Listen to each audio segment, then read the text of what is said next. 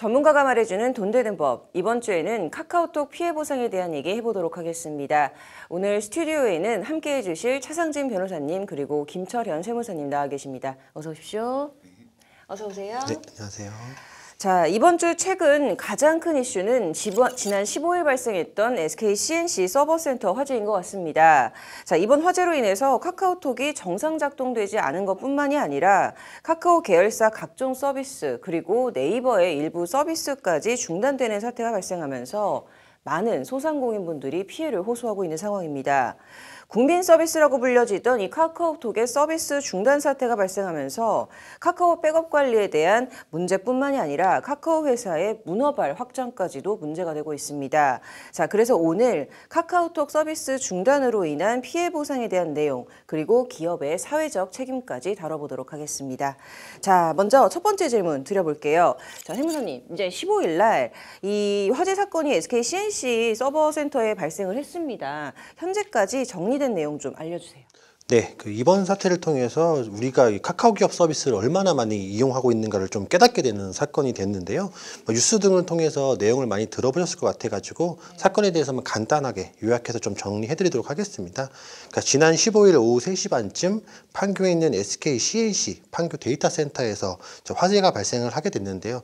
현재도 화재 원인에 대해서는 계속 파악 중이긴 하지만 어쨌든 이 데이터 센터를 주로 이용하고 있었던 카카오 그룹의 서비스가 다수 중단이 되면서 이용자들이 큰 불편을 겪게 되었고 이 중에서 일부의 기능은 이제 정상 복구가 되었다고 하지만 아직까지도 좀 문제가 되고 있는 상황이다라고 말씀 좀 드릴 수가 있겠습니다.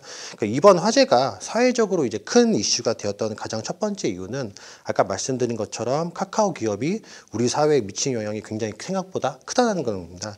아까 서두에 말씀드린 것처럼 한 플랫폼 업체에서 발생한 화재가 카카오톡이 되지 않아서 서로 연락이 되지 않으면서 카카오티 서비스가 안 되면서 대리나 택시 호출도 되지 못하고요. 심지어는 일부 코인 거래도 정상적으로 인증이 되지 못하면서 매매가 되지 못했던 사회 전반적으로 큰 영향을 미쳤다라고 말씀드릴 수가 있겠습니다.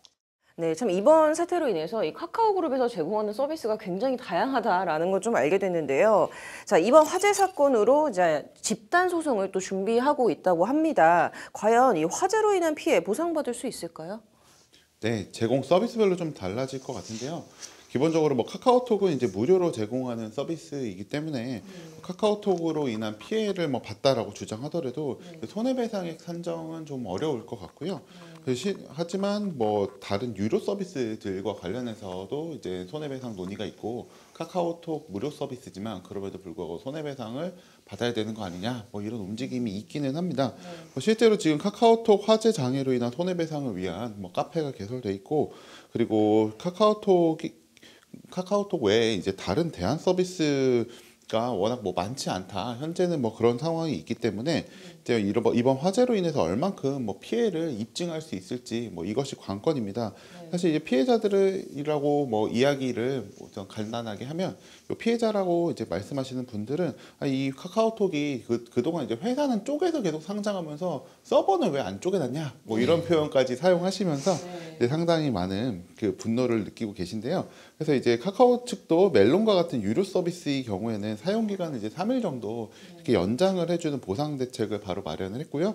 그리고 결국 이제 화재로 인한 피해를 그럼에도 불구하고 입증을 해야 되는데 피해가 화재와 얼마만큼 이제 관련이 있는지 그리고 뭐 BCP라고 해가지고 보통은 이제 기업이 화재가 발생하거나 사옥을 사용하지 못하게 됐을 때 그때 이제 어떻게 업무를 계속 제공할지 거기에 대해서 계획을 세워놓는데 BCP가 정상적으로 작동이 됐는지 그리고 세워놓은 BCP에는 문제가 없는지 뭐 이런 것들에 대해서 이제 쟁점화가 될 것으로 보입니다. 네, 이제 내가 받은 피해와 화재가 얼만큼 직접적 관계가 있었는지를 입증하는 게 좀 가장 중요한 포인트가 될 것 같습니다.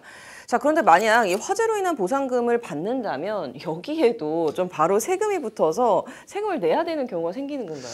예, 제가 아무래도 세금 업무를 주로 다루다 본 거니까 여기에 대해서 한번 또 고민을 한번 해봤는데요. 이번 사태를 통해서 만약에 서비스에 대한 연장이 아니라 보상금처럼 금전적인 보상을 받게 된다고 한다면 여기에 대해서 세금이 부과될까 안 될까에 대해서 고민을 해보다가 결론적으로 말씀드리면 이게 수령자가 개인인 경우와 법인인 경우에 조금 달라질 수 있다라고 설명드릴 수가 있겠습니다. 먼저 이제 법인에 대해서 설명을 드리면 저희가 법인은 이제 과세를 할 때 순자산 증가설이라는 이론적인 바탕이 있거든요. 좀 예를 들면 이제 금전적인 보상을 받게 되면 세금 법인세는 납부를 해야 된다라고 설명을 드릴 수가 있겠습니다. 이제 이렇게 법인의 경우에는 기본적으로는 법인세가 부과된다라고 말씀 좀 드릴 수가 있겠고요. 법인과 달리 개인들은 만약 보상금에 대한 부분이 나의 피해에 대한 보상금이라고 한다면 세금이 부과되지 않는다라고 말씀 좀 드릴 수가 있겠습니다. 즉 나의 피해를 넘어선 보상금에 대해서만 이제 세금이 부과된다라고 하는 건데요. 이때 세금이 부과될 때도 저희가 기타 소득으로 좀 분리가 돼서 일반적인 사업소득과는 좀 구분이 될 수 있다라고 말씀드릴 수가 있겠습니다.